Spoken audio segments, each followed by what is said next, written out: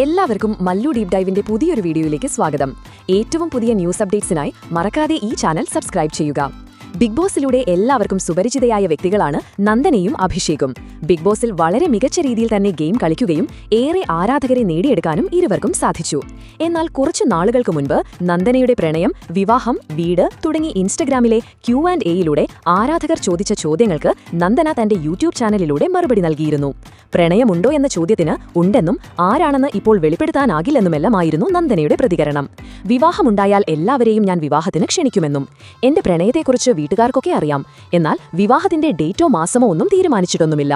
കെട്ടാൻ പോകുന്ന ആളുടെ വീഡിയോ തീർച്ചയായും ചെയ്യും. ആൾക്കതിന് താല്പര്യമൊക്കെയുണ്ട് എന്നൊക്കെ അന്ന് നന്ദന പ്രേക്ഷകരോടായി പറഞ്ഞിരുന്നു. അത് അഭിഷേകാണെന്ന് നിറയെ വാർത്തകൾ വന്നിരുന്നു. എന്നാൽ കുറച്ചു ദിവസങ്ങൾക്ക് മുൻപാണ് നന്ദനയുടെ പ്രണയം തകർന്നതും ബ്രേക്കപ്പ് ആയതുമെല്ലാം സോഷ്യൽ മീഡിയയിൽ ചർച്ചയായത്. ഒട്ടും പ്രതീക്ഷിക്കാതെയായിരുന്നു ആ വാർത്ത.